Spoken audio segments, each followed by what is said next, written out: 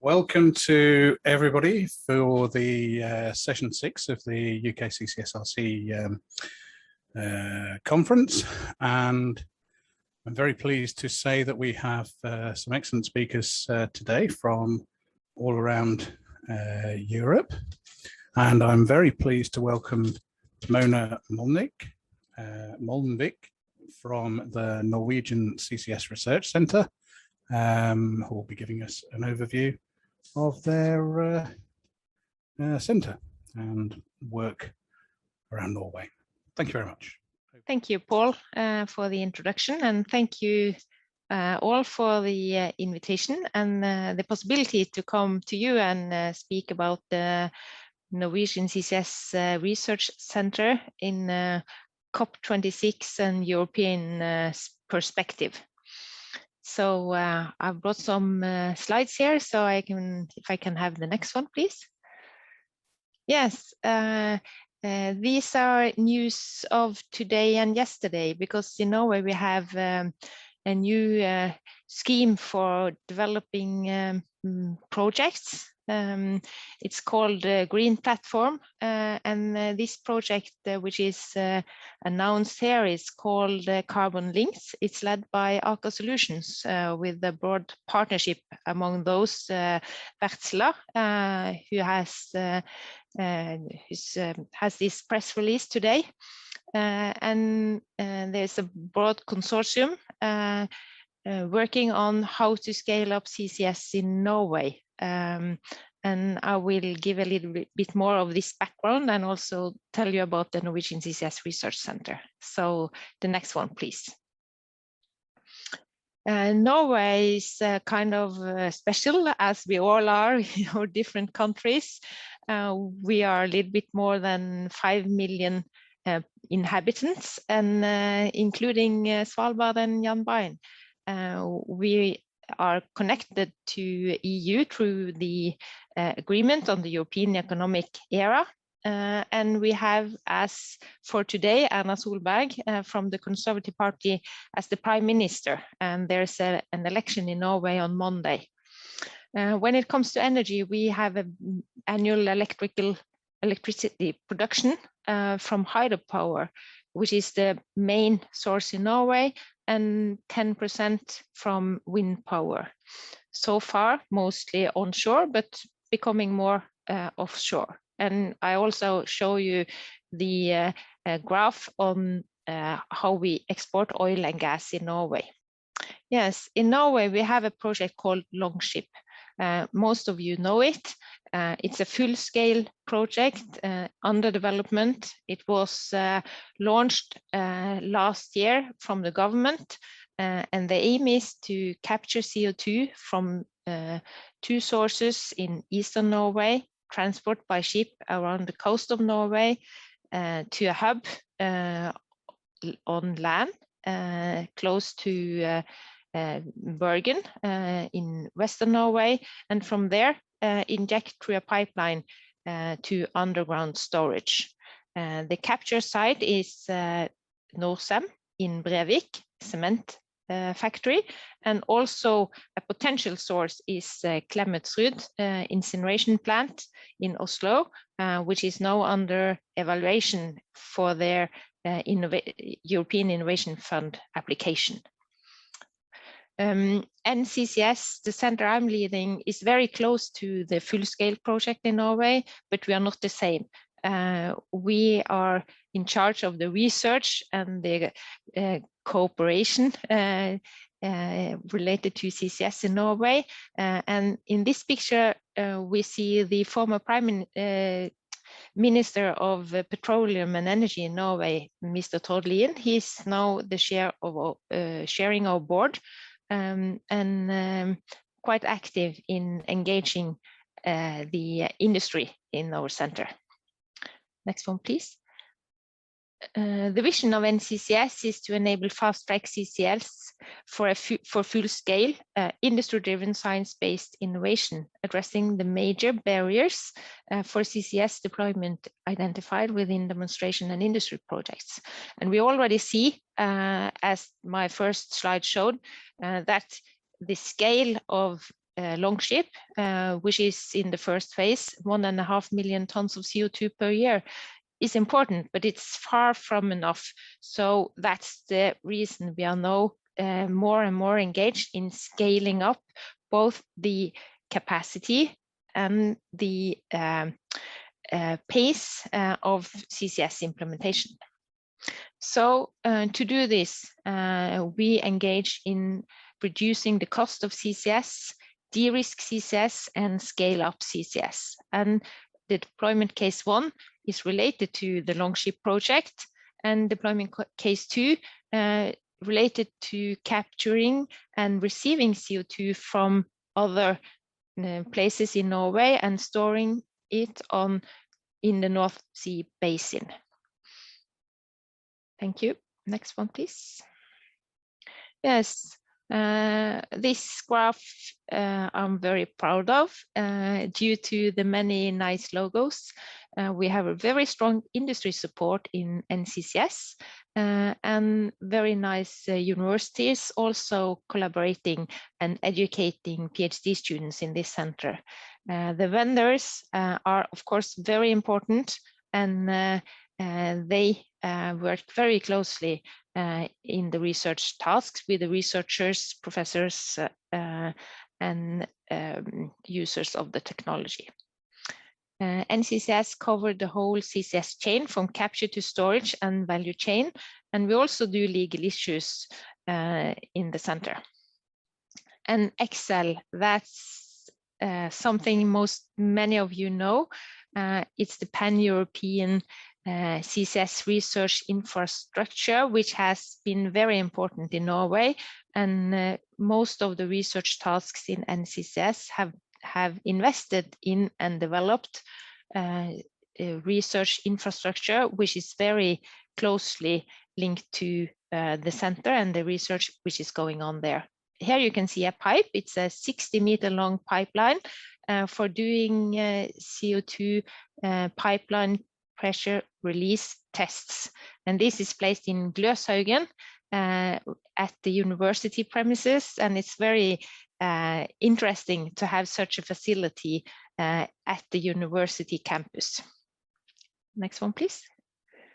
Yes, this is a very busy slide, but it shows the history of CCS research in Norway and showing how we started with the EU projects portfolio back in early 2000.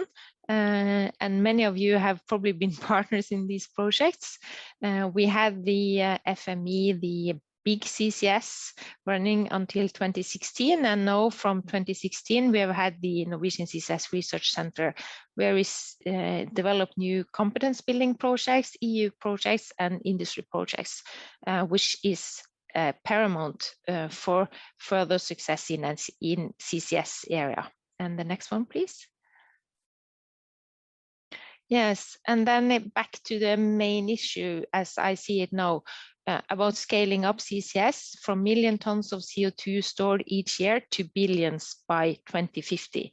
Billions in a worldwide context, but anyhow, Europe will need more than 1 billion tons of CO2 storage capacity, transporting, storing, capturing by 2050, even if we develop renewables as sun and wind to a very large extent, we will need this capacity. And then we will have to drive costs down. We will have to engage all relevant industry sectors, the cement, waste to energy, metal, pulp and paper, and so on.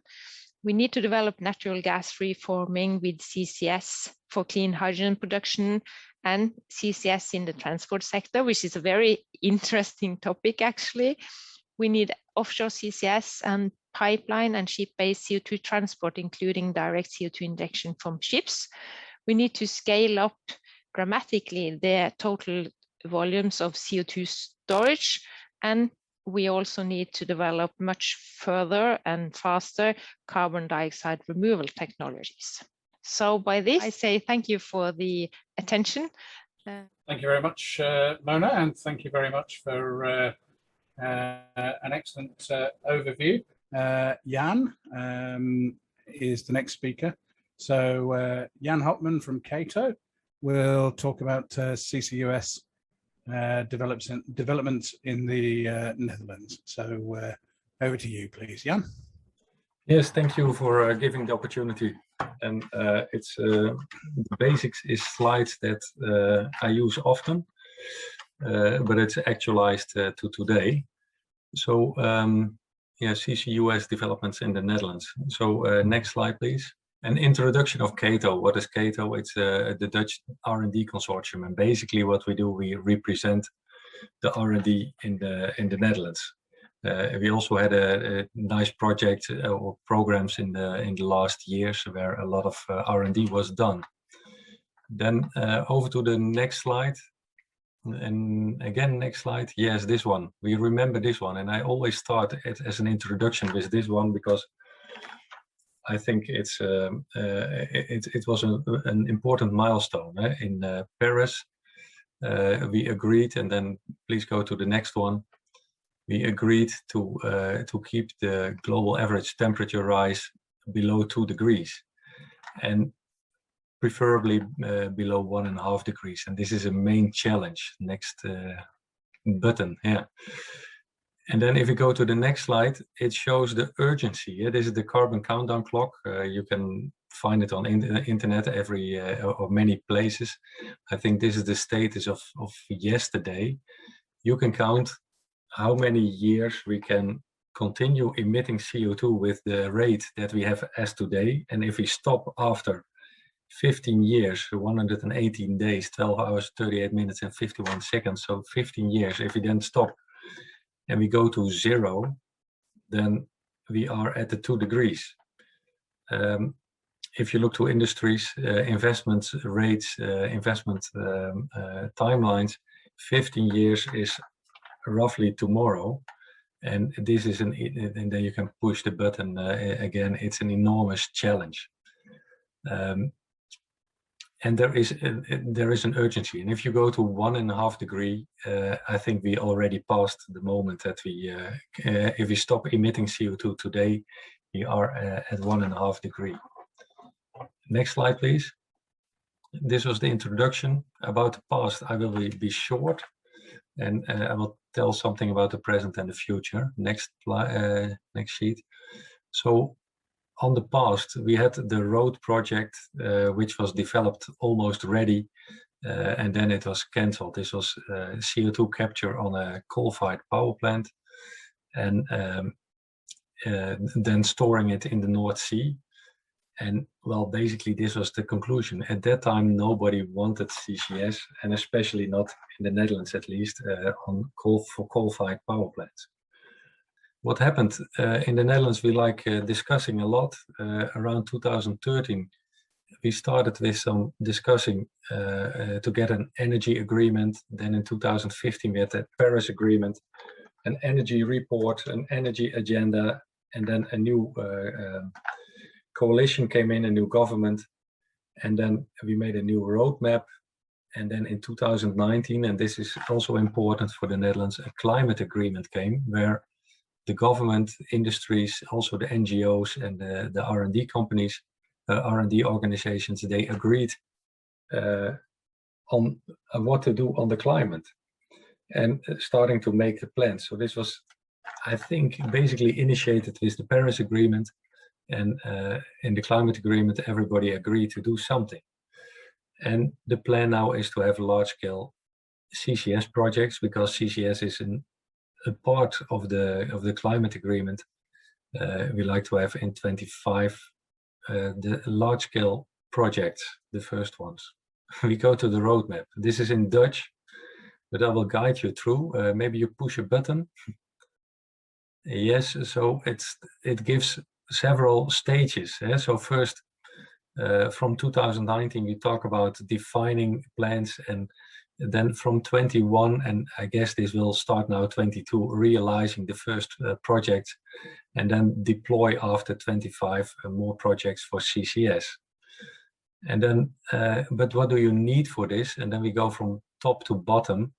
And next, but so you need generic CO2 instruments, so incentives for in the industry, so long-term incentives, but also for the starting up or the first project.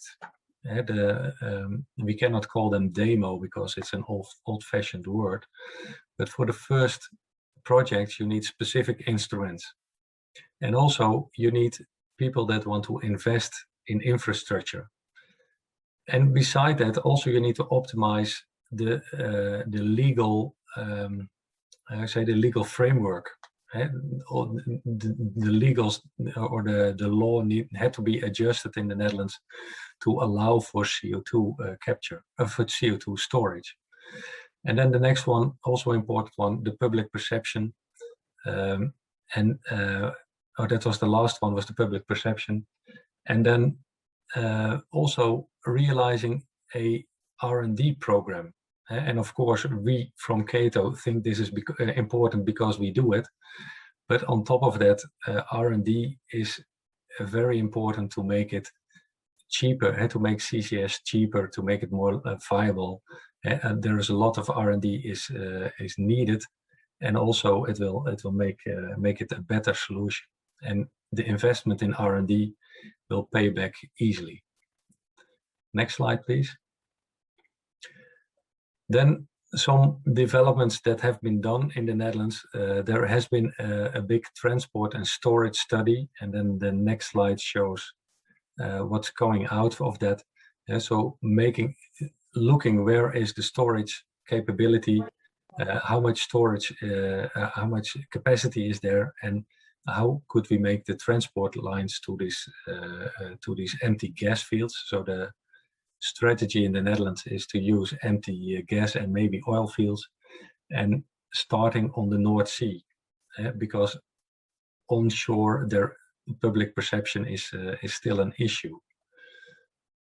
The conclusion from this study was that there is enough storage capacity for the coming decades and maybe for the coming century, depending on how much CO2 you will store. So first we go to the right bottom, or the right side of the east side of the Netherlands, and then you can go to the next slide. The next one, yes. So the waste to energy sector, there are CCU projects, so waste to energy plants. They capture CO2. It's not a lot, but it's a start, I would say, and it has some potential here. Several places where it's already realized, and one example is on the next slide. It's the AVR in Duiven, so that's on the east side of the Netherlands, where they capture CO2, and the CO2 is being reused. It goes to greenhouses. This is not the most permanent solution of CO2, but it's starting up at a rather large scale, industrial scale CO2 capture, and I think that's and we need to start somewhere. Next slide, please.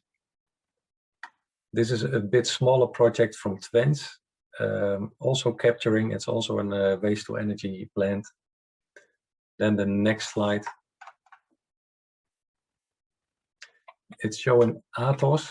Athos is around Amsterdam, the Amsterdam harbor area, where there are plants being generated to capture the CO2, majorly from Tata Steel, which is in near the coast in IJmuiden, the biggest emitter of CO2 from the Netherlands. They emit about 12 to 13 megatons per year, and part of this should be stored on the empty gas fields on the North Sea. This is an initiative of EBN, which is the state-owned company who is, I would say, they invest in the oil and gas, all the oil and gas fields in the Netherlands. Then the GasUnie, that's the distributing network of the natural gas from the Netherlands. And the Port of Amsterdam is the Port of Amsterdam, and Tata Steel is the steel company. Then there is another initiative, and this next slide, please. Basically, this is the blue hydrogen idea, and especially in the Rotterdam harbor, there is a lot of industries using natural gas nowadays. Part or most of it will or has to change to another fuel in the future, and hydrogen is a logical solution, starting with blue hydrogen and then develop the infrastructure, and then later on they can change to green hydrogen. Potential is in the order of 2 to 6 megatons. This project is also depending, it's in the preliminary phase, and they are largely depending on the next project, which is the Porthos project. Next slide, please.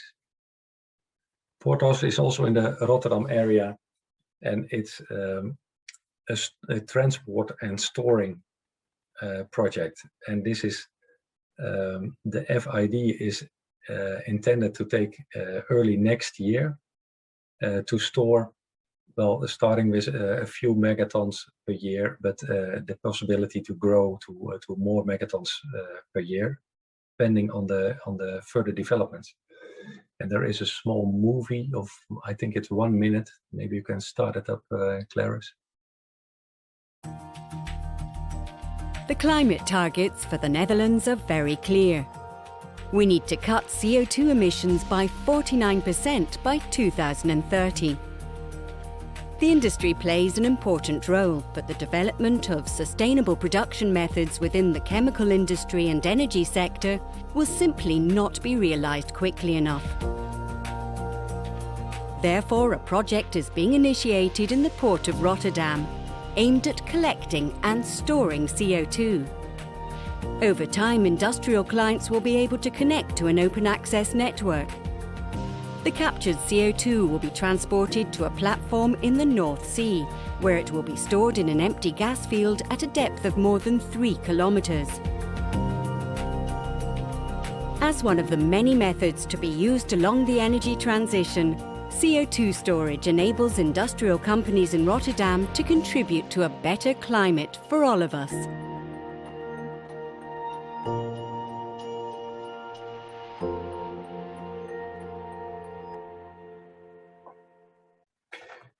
Yeah, so Porthos is, I think, the farthest in development of these projects. So beside the Athos, and there are more projects in the pipeline, but this should be the big startup for the Netherlands, and I hope this will initiate also the development of CCS much more. I have a few slides on Porthos. There is a few nice things to mention here. Maybe you can go to the next one. This gives some facts and figures. Megatons, it's going offshore to a Taka field. Well, some figures, and also it has potentials also for the regions around, so part of Germany and Belgium. The organization is maybe nice. Next slide. So Porthos, it's the initiative is taken by the Port of Rotterdam, GasUnie again, and EBN again. So they are state-owned companies, and they have the lead in this. Of course, they also depend on private companies. They invest in capture. They pay for the storage. And also there is public authorities. They need funding, mandate, and responsibility. It seems that it works very good, that it starts with state-owned companies, because they are able to take the risk or to to start this up because they can influence the risk maybe a bit more than full public companies. So they got subsidies. They are granted already. In the contracts are with the contracts for with the companies that emit the CO2 will be or should be signed somewhere in the autumn of this year, and then early 22 there should be a final investment decision, and then the construction. And then the last but one slide. Oh yeah, it's Porthos has potential for ARA, as it's called, the Amsterdam area, maybe Rotterdam, the Ruhr area, and Antwerp in Belgium and Germany, the last two. So at the moment, and I go to the last sheet, the conclusion is that in the Netherlands, the signs are on green for CCS. Excellent. Thank you very much, Jan. I will move straight over to Bryony. Bryony Livesey from UKRI, although ex of Costain, and I think I first interacted with her when she was running some actual CCS research, but industrial research, not small scale test tube research like what we do at Imperial. But I shall pass over to Bryony and take it away. Thanks very much. I was pleased to be invited to speak on this panel, and it was emphasised that I should have a look at the potential for links between the projects which are already underway in the Industrial Decarbonisation Challenge and linking those with Europe. And kind of implicit in that request was the thought that perhaps there isn't much happening so far. And I'm sure that that's not entirely true, and I hope to give you an idea of what we're actually doing already, and talk a little bit about what more we might be doing in the future. So the next slide, please. Just a very quick overview of the Industrial Decarbonisation Challenge. It's about a £500 million programme, of which 210 million is public investment. It's underway now and is developing full-scale infrastructure for carbon capture and storage in the industrial cluster regions around the UK, and also looking at hydrogen production and distribution at scale. And the ultimate goal is that we will transform the UK into a low-carbon place to live and work, and attract new companies to come and invest in these regions. Next slide, please. So the clusters that we support are shown on this map, and the first obvious opportunity, I suppose, for international links is with Ireland, where we can certainly envisage CO2 shipping to some of our new storage sites as an option. But I won't go into the detail of the projects because we don't have time. So if we could have the next slide, please. I'm just going to give you one example. So in the Northwest, we're looking at hydrogen production and, of course, carbon capture and storage. And most of the cluster regions have projects which are variations on this. So this is just an example. We've got hydrogen production in the middle of the picture, and an orange pipeline, which is taking the captured CO2 out to an offshore storage site. And then we've got various black pipelines where we take the hydrogen that's been produced and use it in industry, heating, transport, and so on, and possibly also store it locally. So the next slide shows some of the companies who are involved in this project. So the first point I wanted to make really was that we've already got international links into the project, because some of the companies that are working as part of the programme do have European owners. So we have Engie from France, Eni from Italy, and Handsome Cement from Germany. So that naturally makes international links, as it is inevitable that knowledge will be shared between what we're doing here in the UK and elsewhere. And then if we move to the next slide, please. This is a small picture of the Northern Endurance Partnership, which is a planned large storage project off the east coast of the UK. The partners in that have got logos that would be known to anybody, big global oil and gas companies who have chosen to invest in this project in the UK, which is fantastic. And again, we can see that those projects will share knowledge internationally. And particularly, I point out that some of these links are almost inevitable. So if we look at Equinor, Shell and Total, for example, they're all partners in the Northern Lights project in Norway. And we've heard just within the last 10 minutes that, they're also very heavily involved in the NCCS, which is good to see. So I think those links will happen. It's something we really encourage. And then the other element of linkage I just wanted to point out was, you can see on the picture a schematic of a ship. It's not really clear whether it's coming or going, and it doesn't really matter because all of our clusters are looking at shipping as an option. So it is very likely that clusters will need to ship CO2 perhaps to each other, or ship CO2 to other sites, or import CO2 from elsewhere into the UK storage site. So all of that links, I think, is really very likely to be happening over the next decade. And we can envisage the potential for low carbon hydrogen to be moved around the world as well. So I feel that we are getting ourselves set up for developing successful links with Europe. There are a number of reasons for that. So first of all, we have a very large percentage of all of the offshore CO2 storage in Europe. And of course, we'd want to make best use of that.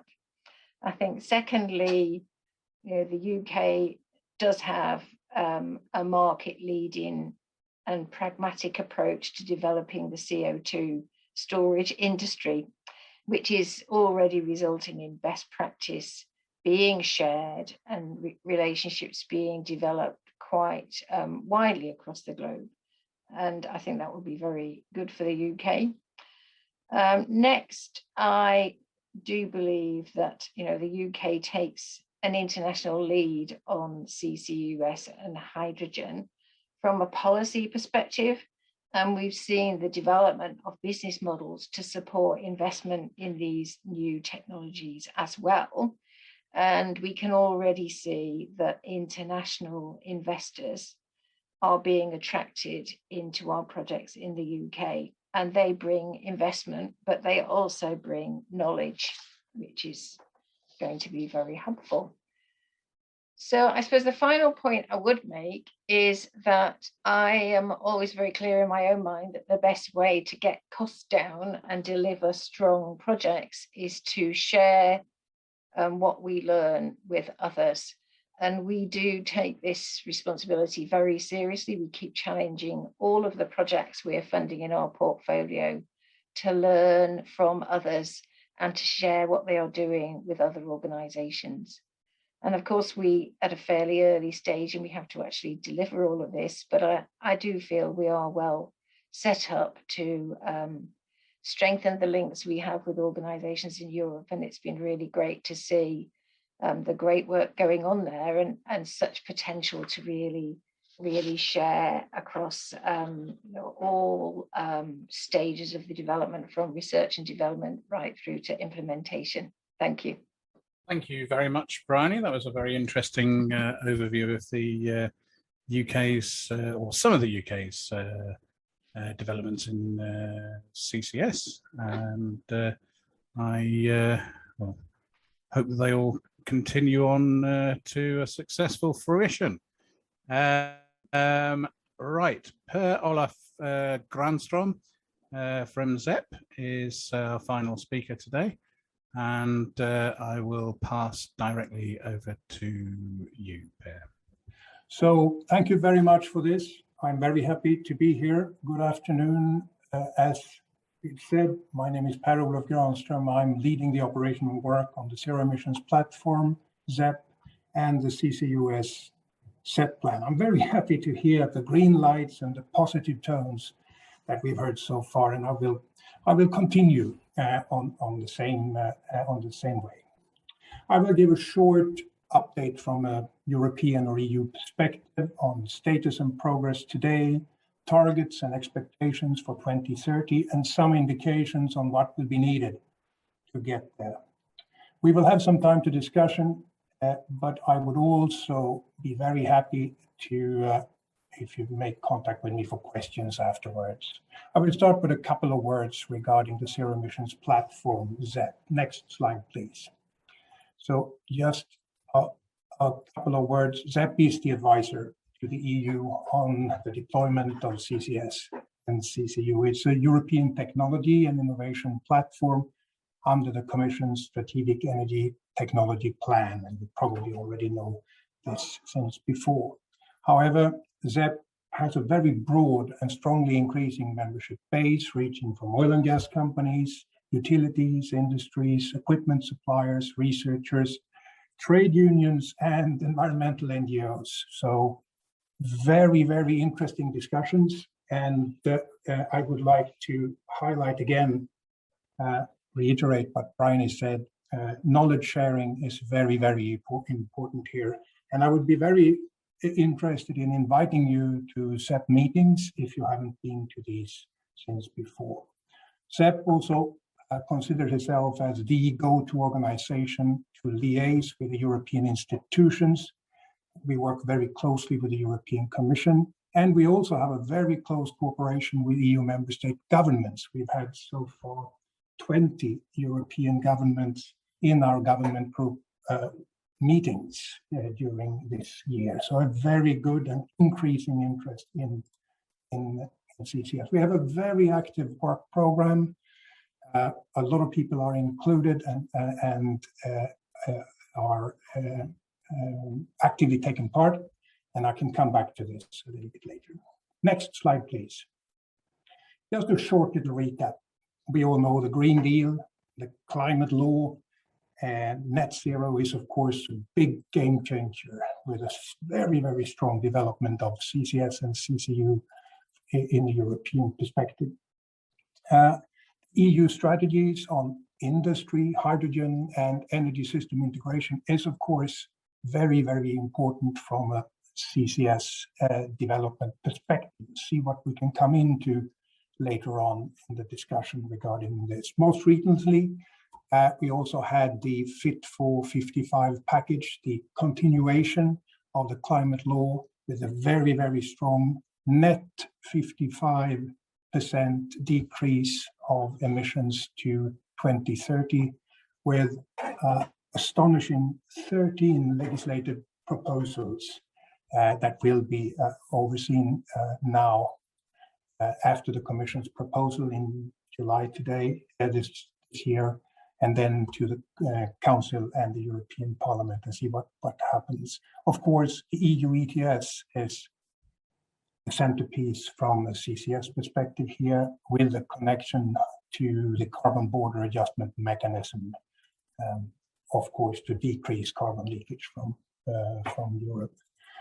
I will come back to this, but just to say a couple of words also on the lower half of the page, you can see EU policy and funding, where there is a very good basis for CCS development, and also where we really need to put efforts in to get the EU framework right to drive both development and deployment of CCS forward.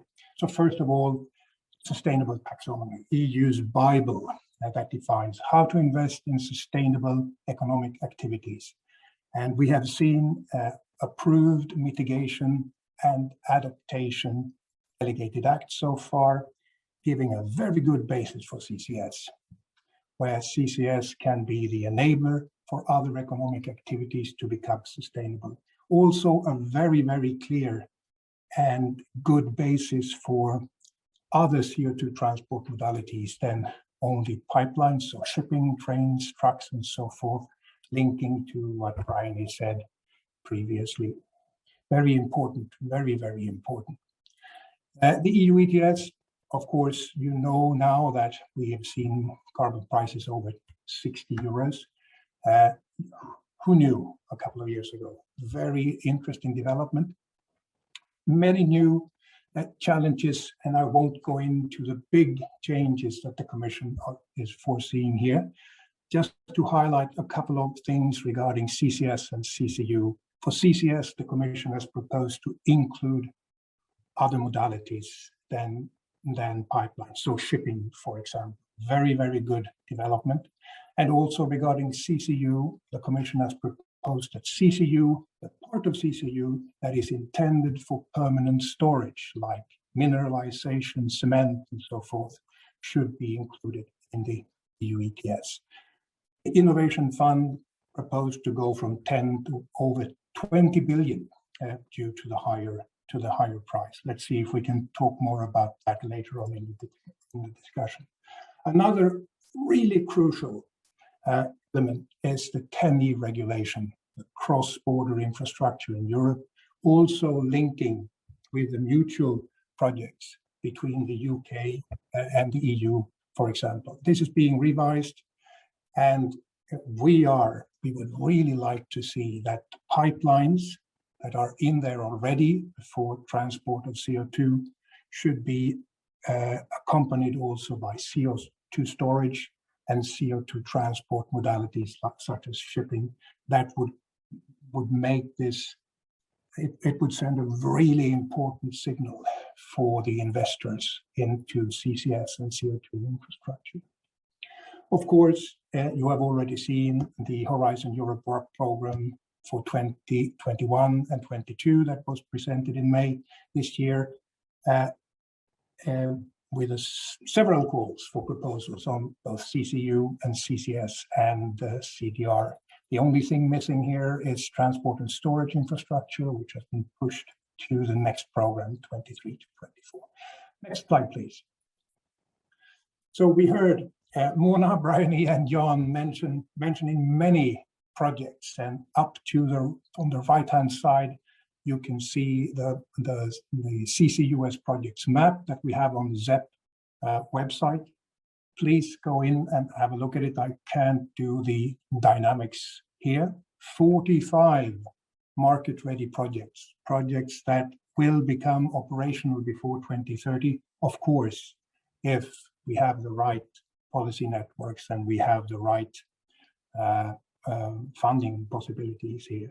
It's a great variety. It covers the whole value chain from capture to transport, storage, utilization, but also hydrogen, of course, and carbon removals. Yes, we heard a lot about the different projects, so I will not stick with that. What is very important is we all know that the focus is the Northwestern Europe and the North Sea. So it's crucial to get the European CO2 transport and storage infrastructure rolled out to enable all emitters across Europe to connect safely to permanent storage in order to really drive the development towards net zero in a cost-efficient and just way. And regarding the NE regulation, we can see 5 very important cross-border CO2 infrastructure projects. Several of them have been mentioned already. Acorn, the CO2 transport ports with Antwerp and the Rotterdam portos. Northern Lights project, Atos, of course, and also Ervia Cork in Ireland.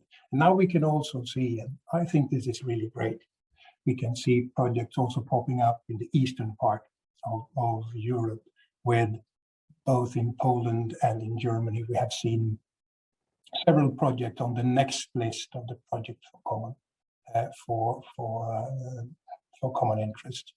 Really, really important.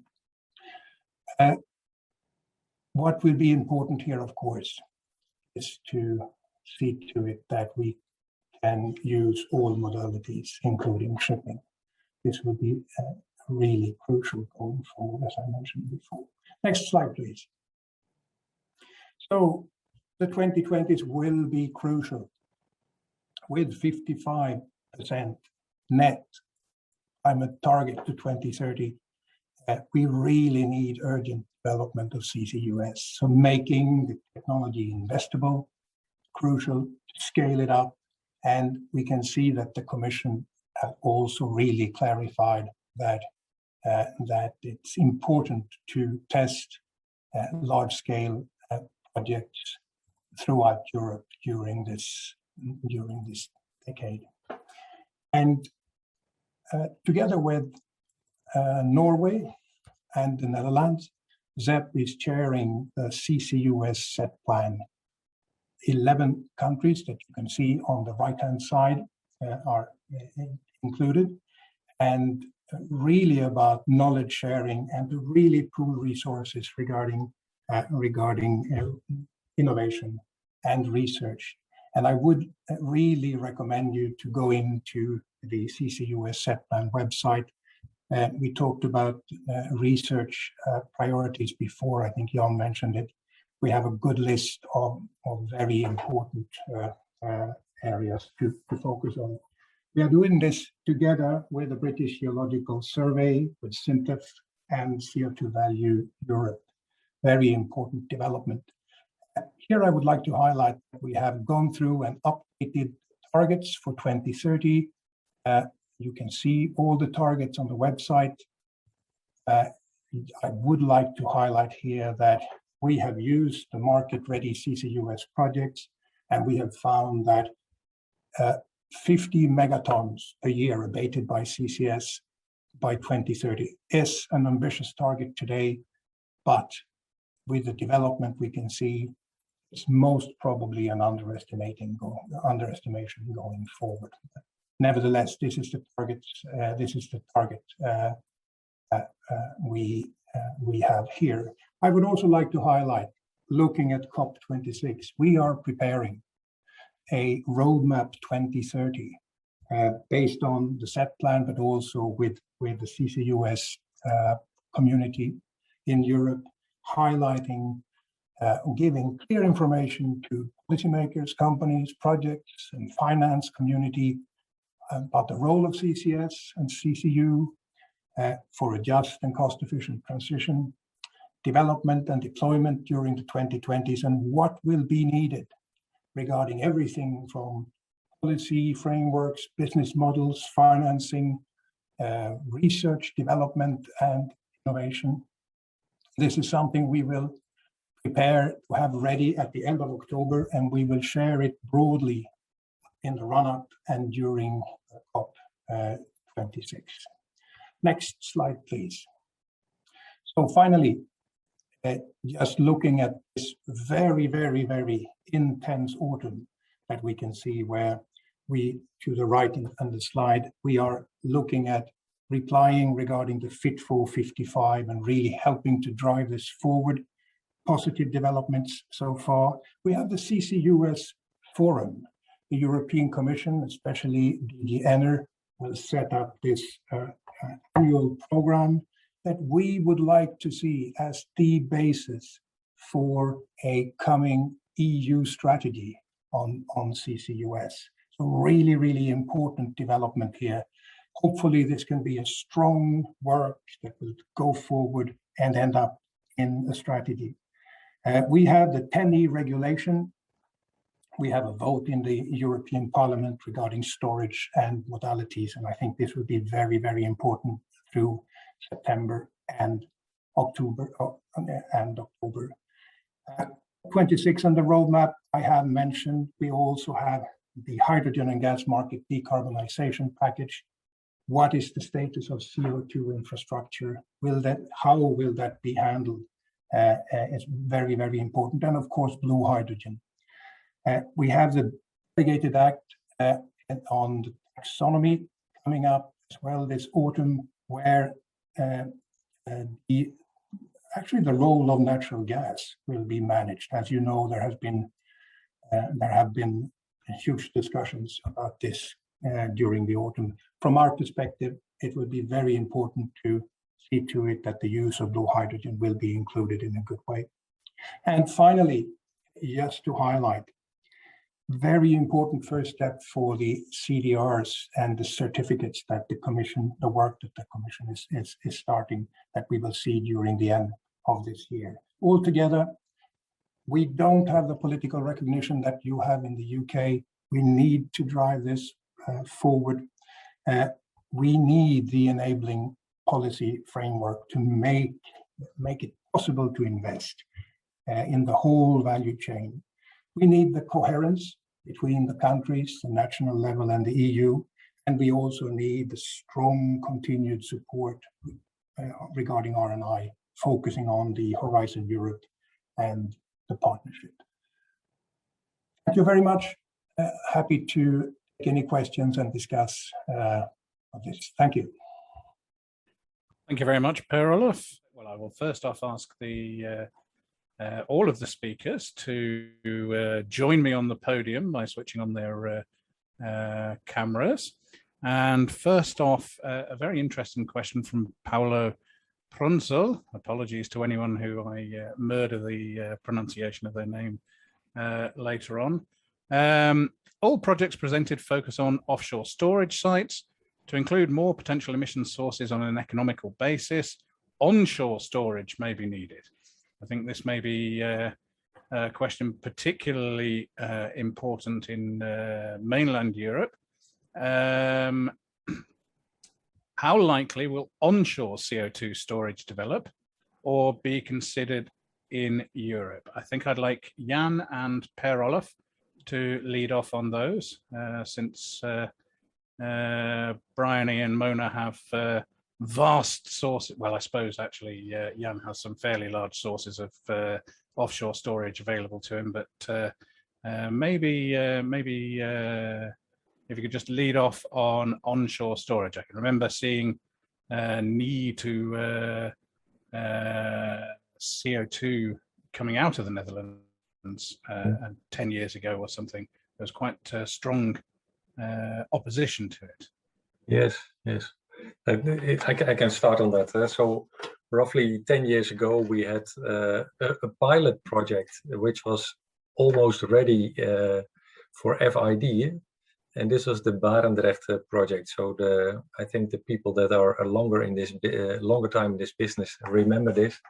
And it was basically due to public opposition that it was cancelled. So from that time on, and this was CO2 storage below a city called Barendrecht, or a town called Barendrecht. And yeah, because people don't fully know what's happening here, it's a new technology. They were afraid of things that went wrong. But the lesson from this was also that public opposition could be very strong.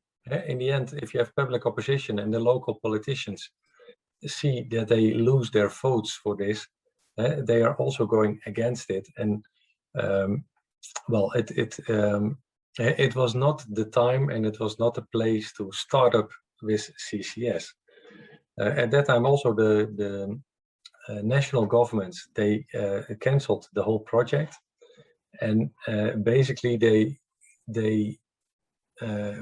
didn't abandon CO2 storage on land, so onshore, but they delayed it. So I think in the formal letters that were written to the parliament, it says for the time being, no onshore storage. So the option is still open, but at the moment we should really show that it works, how it works. So I have to start a project offshore, and everything is focused offshore, which is of course a bit more expensive, but this is what the people want.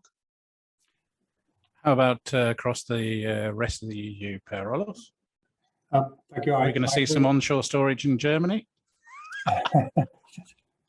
You're laughing. So you think that would be the first place? No, Europe? I think that might be not one of the first places. No, I understand. So I will also highlight the same thing as John. We can definitely see that offshore storage is is the starting point. We can see that the London Protocol enabling the possibility to export and import CO2. There are a lot of these bilateral contracts going on between governments, and the focus is right now very, very much on offshore storage. That's where we are. At the same time, we are in the CCUS set plan. We are bringing forward a storage atlas for Europe and storage appraisal work that highlights that there are smaller and positive signs south of Europe, a little bit Spain and France, but especially in the eastern parts of Europe. But for the first and for the starting point of the development here, it is offshore storage that is on the agenda. Mona, Bryony, anything to add? Oh, yes.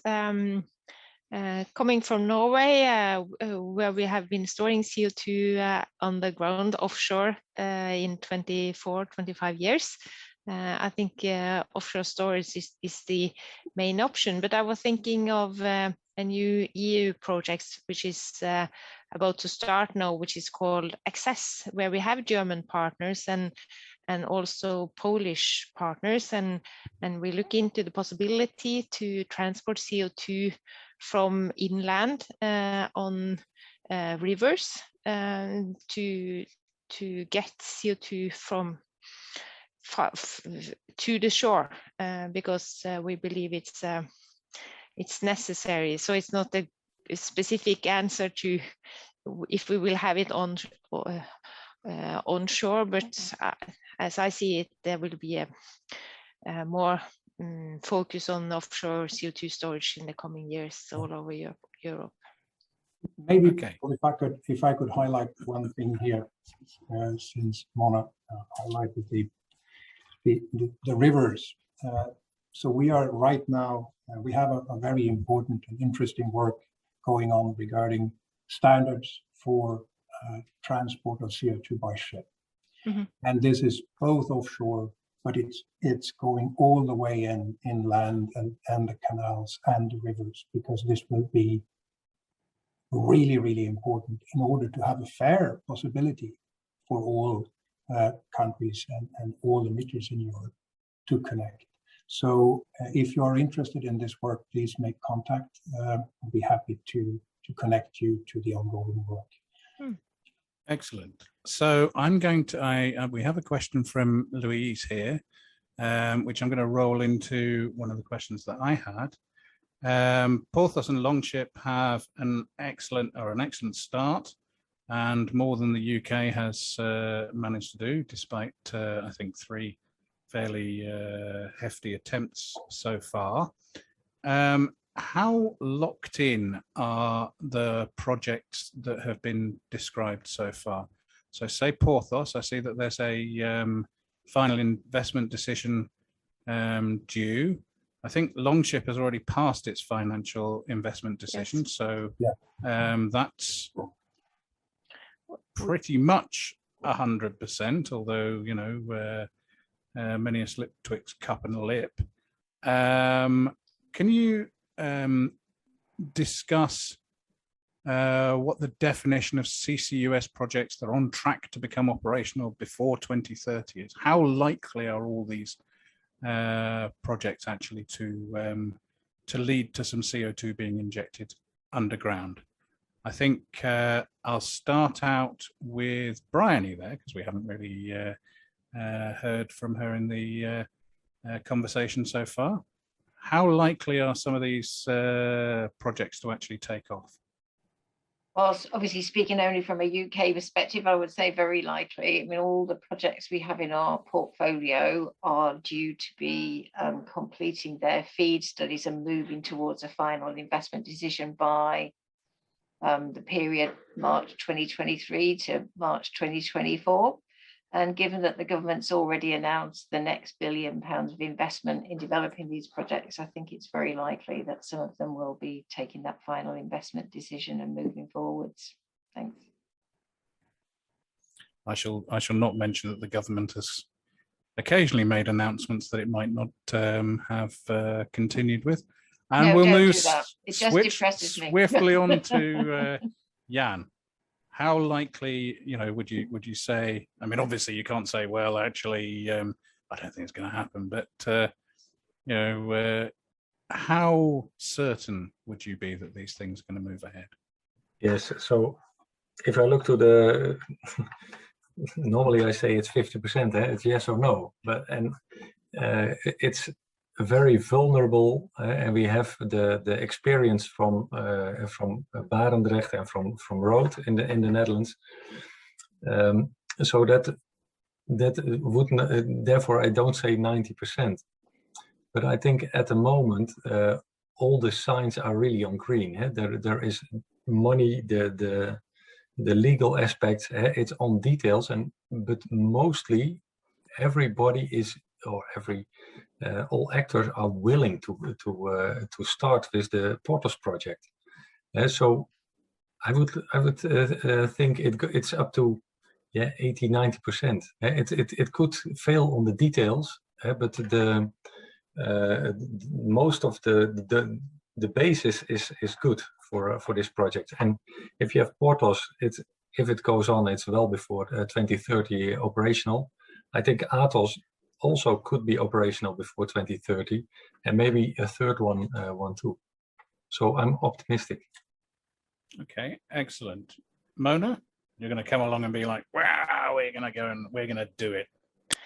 At least there has been an investment decision in Norway, and we were celebrating then. I think all of us were. Yes, and now we are waiting for the decision regarding the Klemetsrud plant, which is in, I think, the final stage of being evaluated for the investment fund decision, which was the prerequisite from the government for supporting this part of the project with, I think, 3 billion Norwegian kroner. I might be wrong in this number, but there is a connection there. So there has been a very strong focus on having these 2 capture plants in the Longship project. But we also see that this is the first phase of the project, and speaking to the Northern Lights part of this project, which is the Shell, Total and Equinor part of it, there is a plan for scaling up, going into the second phase, and with the capacity of storing 5 million tons of CO2 per year. And there is also activity regarding finding new storage sites in Norway due to the enormous interest which has been seen related to deliver CO2 to the Northern Lights project from outside Norway too. Mm-hmm. Excellent. So Per-Olof, would you like to elaborate on projects coming to fruition throughout the EU? Yes, so the map that we have on our website, that map shows these 45 projects that have all timelines that highlights that they can become or are planning to be operational before 2030. The focus seems to be 25, 26 and so forth.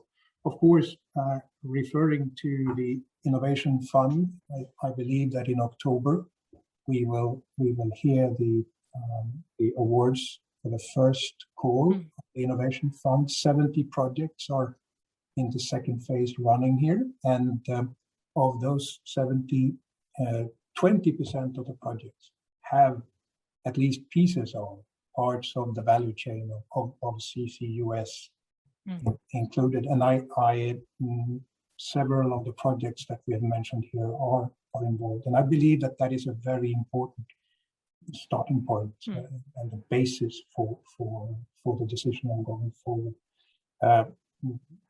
We have been very clear regarding the disclaimer, because it is not right to say that there's 100% security that this will go on. It will be based on the possibility for funding and, of course, policy networks or frameworks that are set up around it. Well, go on, sorry, Mona. No, just thinking of, I was checking the ETS development just in 2021, and there's a quite different situation now comparing to not very many years ago. This is a strong driver, I believe. Okay, excellent. We had another question on onshore storage, which I'm going to skip over. And I think Ben Stewart has more made some comments rather than an actual question. If you'd like to phrase it as a question, Ben, I can put it to the panel. Having said that, what I will ask about is mobilization of capital into investment in CCS projects. To what extent do the panel believe that there will be, for example, bonds issued, green bonds, rather than companies sort of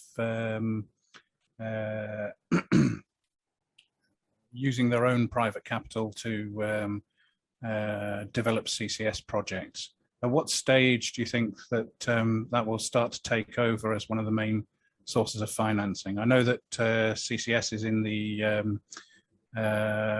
green bonds taxonomy. It can be funded under the under a green bond in the EU. So what do you guys think about bonds and CCS projects not being funded just by companies' money and by the government? Bryony, how about you? I don't really have a view, I'm sorry. It's not really my area.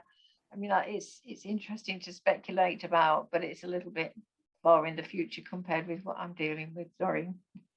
Okay. How about anyone who has a strong opinion on it opine upon the question? No? Okay, well, that's probably one for the future then. Ben's asked a probably more useful question. If achieving net zero is a global commitment, should there be parallel processes to develop CCS and CCU technology and platforms that developing nations can afford? I guess this is, you know, we're at the moment hopefully going with first generation technologies, or we're at the moment going on first generation technologies. How do we make sure that CCS is something that developing nations can afford? Yes, shall I react on that? I think it's starting with the starting project, so the first project, and then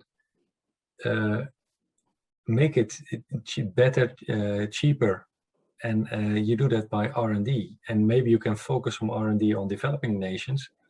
But the first wins are, I think, on the short term, right? Make it cheaper, and you do it by R&D. Anyone else want to add in on that? No, I have just to highlight that to make that a little bit more complicated. I would say that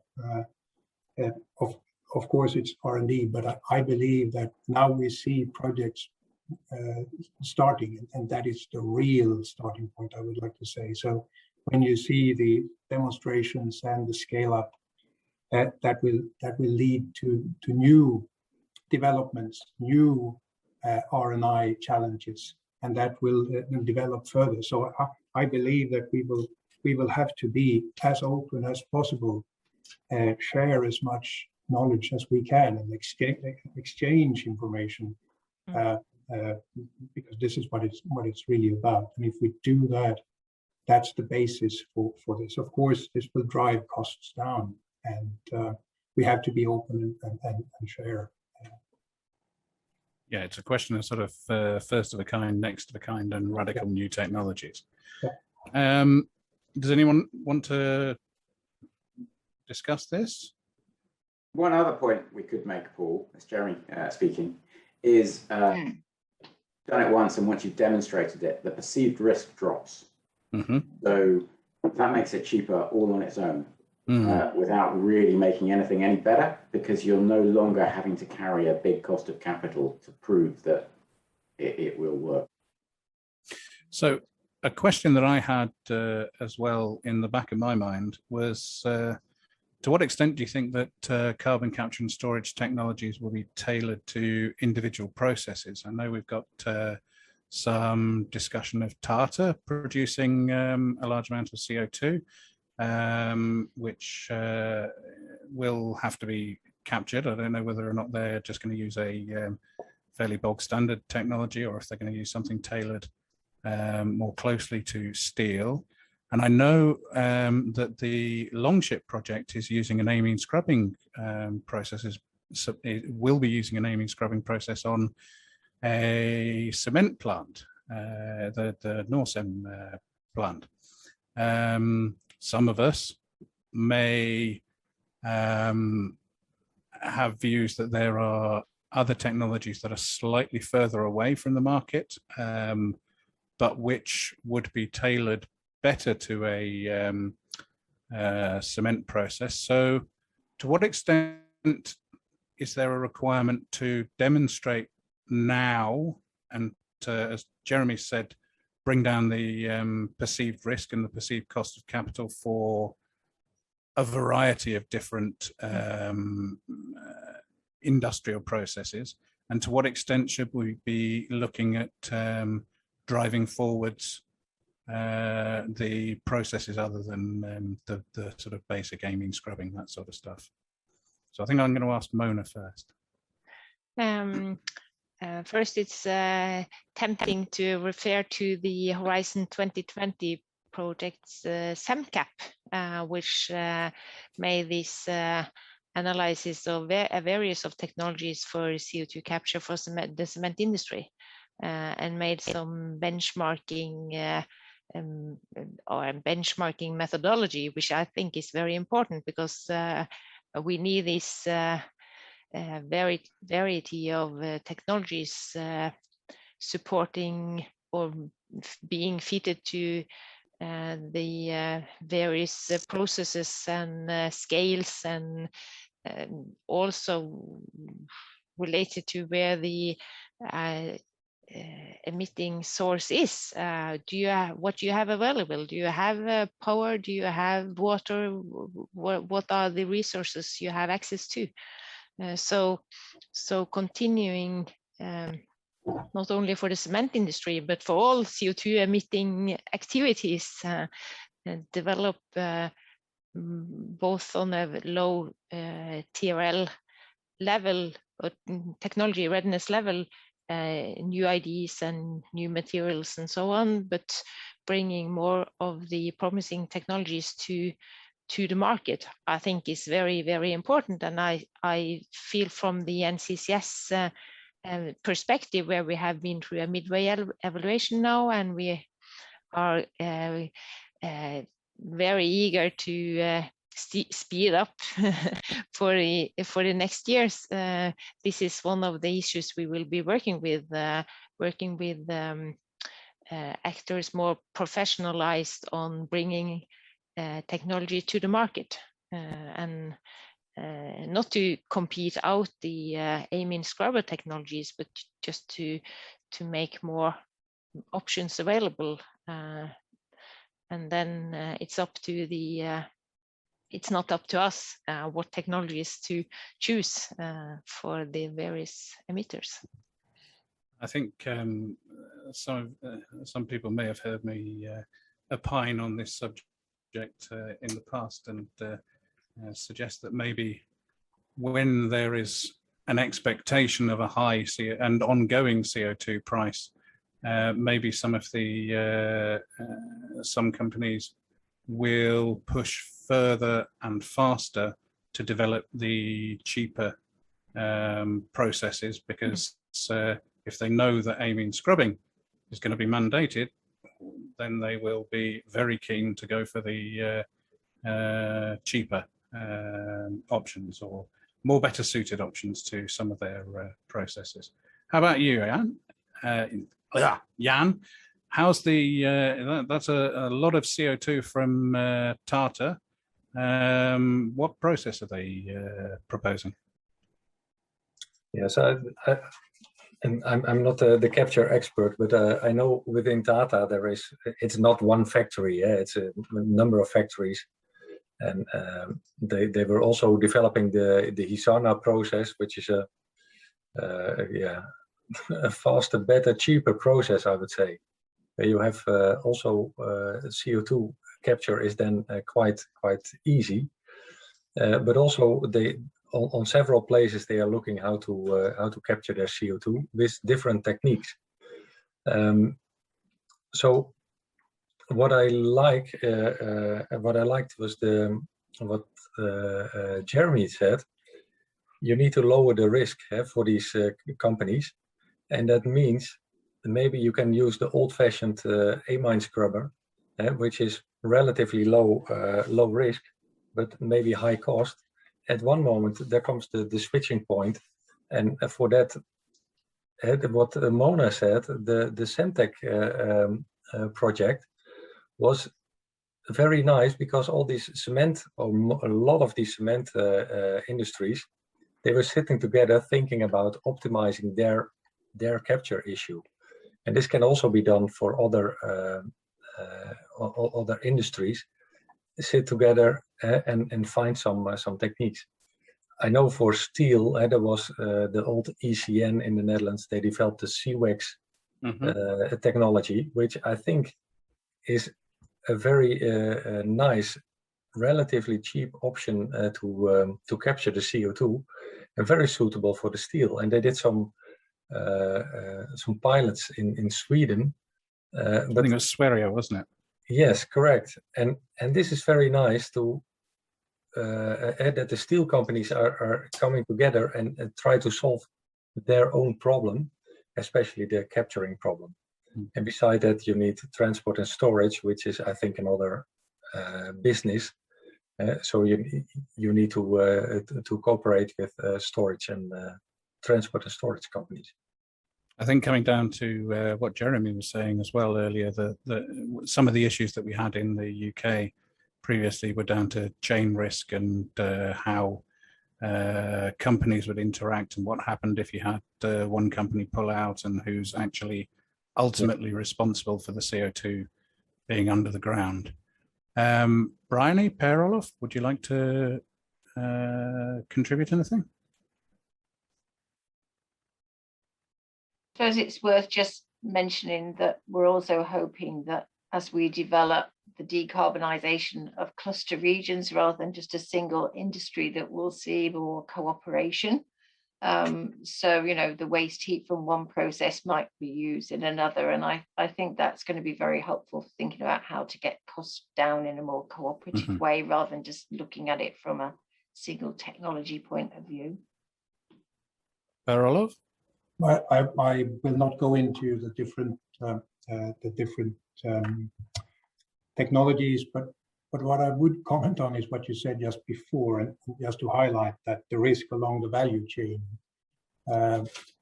is, of course, still very important, and it is there because you have so many different players. So just to highlight that is the risk that comes into play. We can even see it as simple as in the innovation fund, where this increases the risk and makes it difficult for the projects to go forward.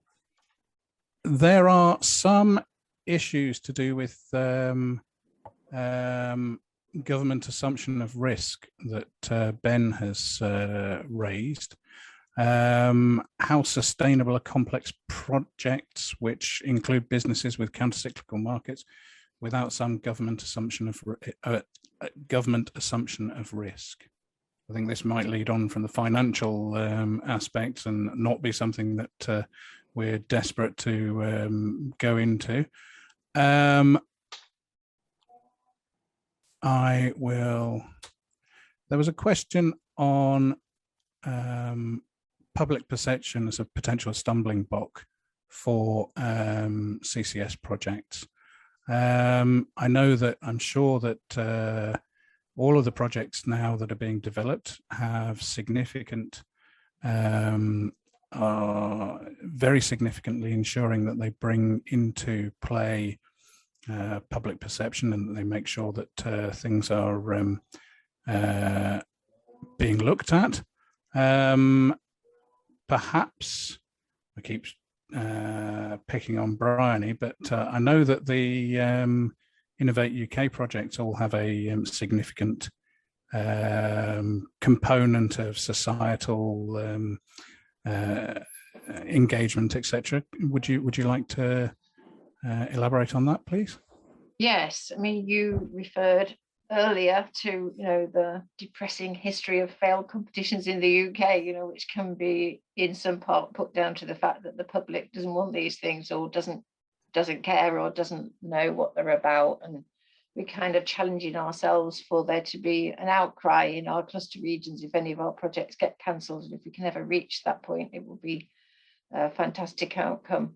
So we do recognise that public perception of these projects is crucial for getting investment into them, and also crucial for making sure that the projects themselves can thrive, because we need people to want to work in these industries in the long term and to see them as really attractive, for the regions to become very attractive for inward investment. So we do ask all of our projects to spend a lot of time thinking about how they will improve their engagement with local communities and nationally. And they're all setting aside significant funds for doing that.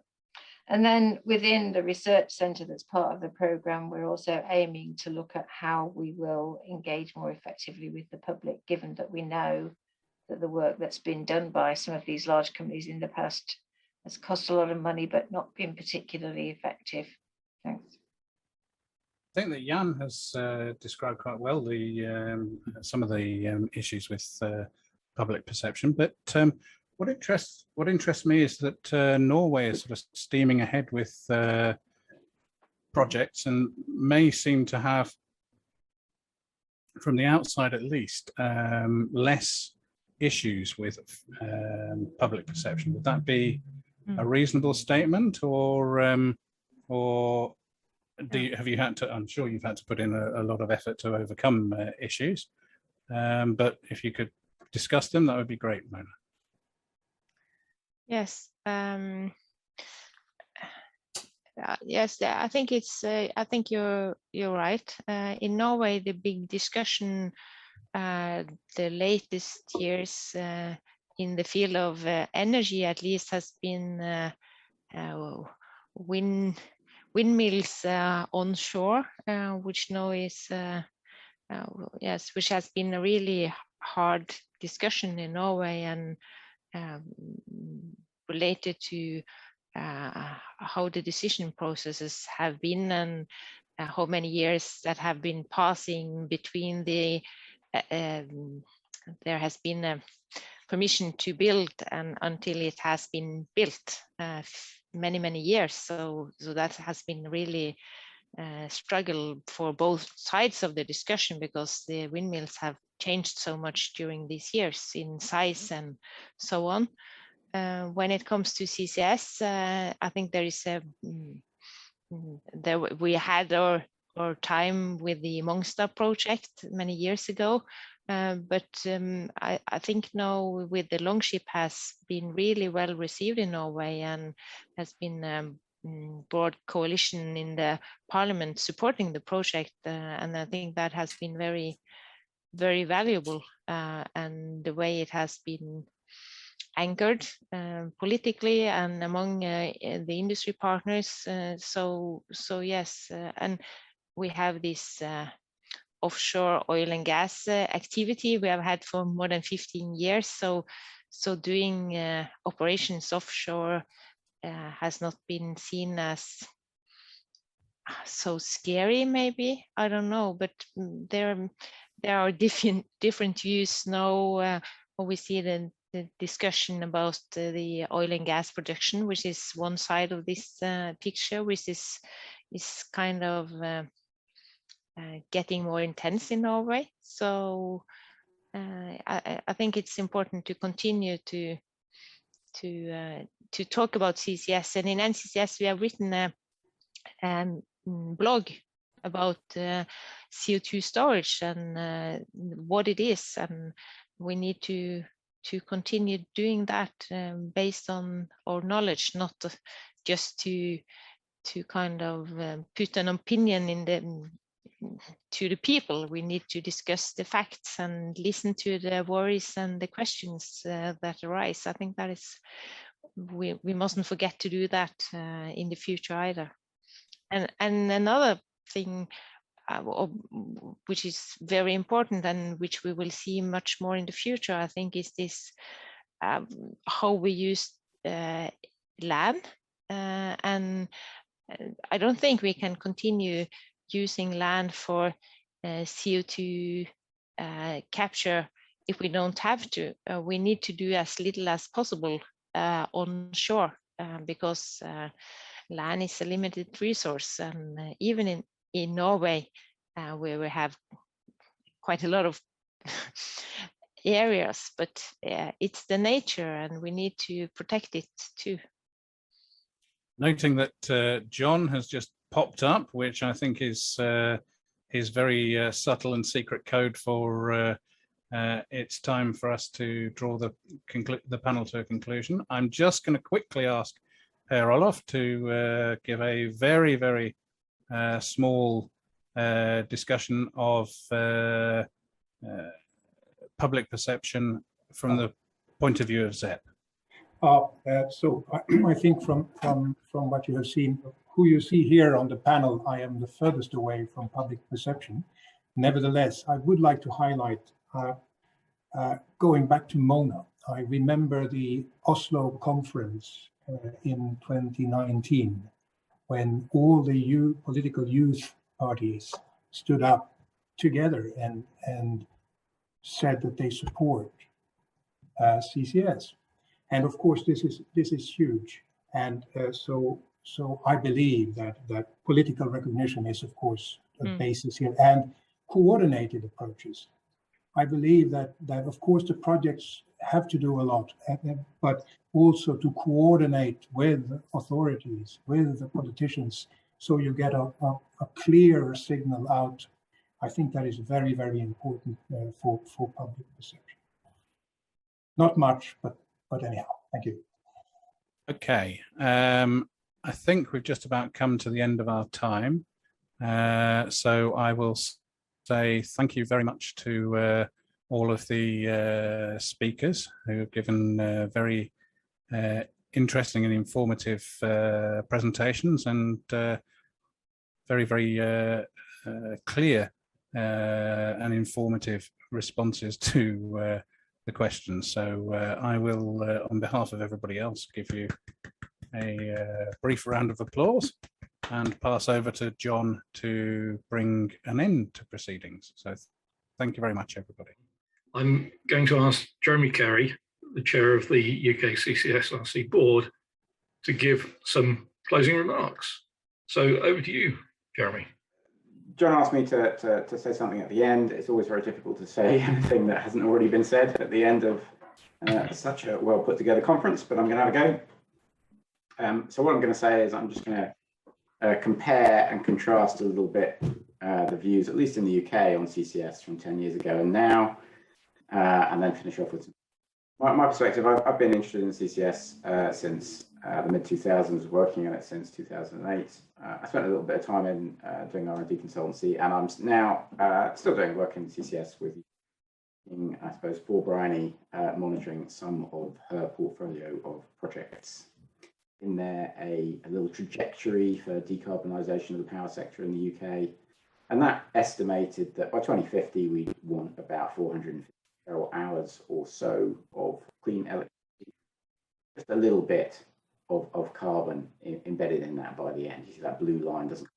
So what I did 10 years ago is I did a little presentation which looked at that and estimated what the UK generation mix would look like by the mid-2020s. So we're not quite there yet. And I could see two scenarios, one where we carried on with a bunch of coal, and another one where the only coal remaining was a carbon capture demo, because carbon capture demos on coal were the flavor of 2011. Now, obviously, we're actually pretty close to that low coal scenario. If you skip forward one more slide, I pulled some numbers from GridWatch and just ran what it looks like, or what it looked like over the 12 months to the 6th of September. And you can see that the picture isn't that different, in that we get about halfway to the total demand, which is very low, probably because of COVID, with nuclear and renewables, but about half of the energy was met by CCGT, and there's quite a lot more interconnect than I anticipated. Now, the key differences are there's less renewable than people had hoped for by this point, despite the fact that costs for offshore wind are falling through the floor. There's a lot more biomass than certainly I foresaw. There's still less renewable on the UK grid than we had hoped 10 years ago. And so we're still reliant on a bit of gas. And as you know from the news, we're still popping up the odd coal-fired power station here and there because of capacity constraints. We skip forward one more. And then there's a new carbon budget from the 6th carbon budget, and that sets out that we actually need to decarbonize faster to meet the new kind of government targets for carbon reduction. And there's a lot more electricity, clean electricity demand likely by 2050. So we're talking about 600 terawatt hours instead of 450 terawatt hours. So we skip forward one more. So basically the problem has got bigger. It's about a 30% bigger problem. The grid emissions that we're aiming for are lower, so it's a technically more difficult problem. And now we've only got just under 30 years instead of just under 40 years. So, you know, the problem has got more expensive, more challenging. And so at that time in 2011, I used to put up this little cartoon about what's so difficult about CCS anyway. You only need 5 things. All you need is a source of CO2, some way, means of getting the CO2 from your source to a storage site, a capture plant, and some funding. And that used to animate, and I'd say, look, here we go, at Peterhead, we can tick off 4 of those 5 things, but surprise, we can't tick off the funding. Now, if we look at the way CCS projects are being developed now, if you skip forward one more slide, there's some similarities. They're a lot more complicated now. So there's a whole bunch of different sources and capture plants. There's typically options around transport route. There might be a pipeline. There might be some shipping. There might be 2 or 3 destinations for the shipping. There might be a choice of storage sites even. So there's a lot of variation in the way the projects are put together. They're much more complicated. Bryony presented one example. It's reasonably typical.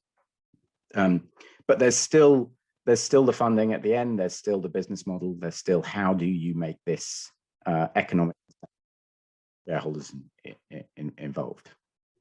That hasn't really changed. Let's skip forward one more.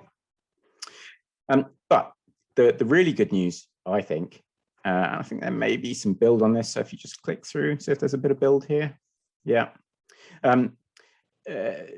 The good news is that we've moved from the point, at least where we were in the UK about 5 years ago, where CCS was kind of declared not fundable, through to the point where the public is prepared to fund some of it, and even to the point now where private investors and banks are becoming interested because the risks are falling, essentially.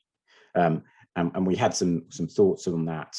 One of the speakers yesterday popped up a list of banks interested in CCS, which I thought this is really good news in my view, in that CCS is progressing towards investability and maybe even towards bankability, which is what it needs to do to become a broadly rolled out technology. Let's skip forward one more. But the caveat, I think, is that the perceived risk, as I said earlier, is this combination of all these different types of risk, and some of those risks are under the control of project developers. So they can control which technologies they use, they can control whether they use nice bleeding edge technologies or boring old amine capture, they can control to a degree their stakeholder engagement, they can pore over the legals, they can figure out how to build it in a very low risk way. What they can't control is the risk over the commercial model, and they can't control the political risk, and they never could, and they probably never will be able to. So those risks will always loom large in project developers' eyes, and they will remain worried about those for some time to come. I know there is a lot of work going on in this space, and hopefully in 12 months' time that position will have changed. But as this is an academic conference, I thought it was really important to talk about the interface between these exciting full-scale projects and academic research. And I think this little picture, which I've used on and off for years, kind of says quite a lot here, in that once something's become so strategically important and so urgent that you just need to do it, we're now talking developing COVID vaccines or full-scale, just need to get on with that. And academic research may have a role to play around the edges of that, but probably you're at it for all guns blazing, big budgets, and really developing these very. Where I think academic research has a really important role to play, and in a way that commercial organizations probably won't do it, is where there's technologies, they could be the disruptive technologies of the future, the kind of thing Paul was talking about a little bit earlier, that could come along and beat today's technologies in some way or improve on them in some way. That they're a little bit further out, they're still very important, they've still got huge potential to reduce cost or reduce risk or improve performance in some way. That is where academic research can be truly enormously valuable. But you can only do that if there is a really strong and deep technical dialogue between the researchers and the people developing these large projects, where they basically share the kernel of their technical risk register to say, this is what we don't completely understand. Is there something you can do to improve understanding of this? Or this is a big expensive chunk. Is there a way we can do this at lower cost? And that requires a huge amount of trust between the academics, who everybody knows want to publish everything, and the projects, who everybody knows want to keep everything completely secret. And I think that's an issue that can be resolved to a degree with sufficient dialogue and discussion. Final slide then, if we move forward one more. Just a few final thoughts of my kind of observations over the past couple of days. I haven't managed to attend everything, but I've done my best to come to a number of the talks. I think it's really clear that there's been a broad and rapid increase in CCS optimism right around the world. So a lot more than just the UK and the kind of thing that Bryony's doing. There's huge optimism in the EU with the rising carbon price, and the US with the various forms of carbon price, which seem to vary a little bit depending on how they're doing it. So that's a really good point. That's really exciting. I think it's interesting that carbon capture projects are getting more complex. So the old kind of point-to-point projects are now evolving into these ranging projects with a lot of different stakeholder interests. There's a lot more hydrogen and non-electricity uses growing, which is a significant change from where things were even 5 years ago, where hydrogen was talked about, but it was not really the main use case. I thought it was interesting to see the different views on EOR around the world. I mean, it's just not really been on the table in the UK for a long while. It's clearly in transition in the US with differential carbon pricing, depending whether or not you're doing EOR, and it's clearly on the table in places like Indonesia and the Middle East. And it was interesting that EOR was picked up by the representative from Greenpeace as one of the key objections to people worrying about public engagement. Then finally, really, I think this point around risk and the way private investors and banks are now more interested in CCS, but same way that optimism around CCS has risen very, very quickly. There is political risk, and everybody knows, and everybody skirts around it, that that react. So I think that's about it.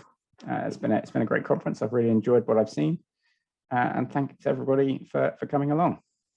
Okay, thank you very much, Jeremy. I don't know if you've got time for a lot of questions, but I will use the chair's privilege to ask one. When you recycle your slides from this presentation in another 10 years' time, what do you think you'll have got most wrong? Well, I mean, I think the thing that I found most interesting was the evolution of the carbon budget, the Committee on Climate Change's views, and the way, you know, there is such an increase in the demand for clean electricity. And that's probably still an underestimate, I think, if everybody's still wanting to decarbonize heat and transport and everything else you can think of by saying we'll make it into electricity because that can be zero carbon without worrying too much about how you achieve that. I think the other point will be the point on blue versus green hydrogen. There's a lot of political discourse around at the moment around, you know, how clean is blue hydrogen. And various initiatives which are predicated on it being only green hydrogen and no blue hydrogen permitted for various hydrogen produced by electrolysis is only 4% of global hydrogen or something. I mean, it's a very simple, very niche, in fact, green hydrogen, and the vast majority is likely to be blue. Okay, well, we'll try and hold you to account on that prediction. Looking forward to it.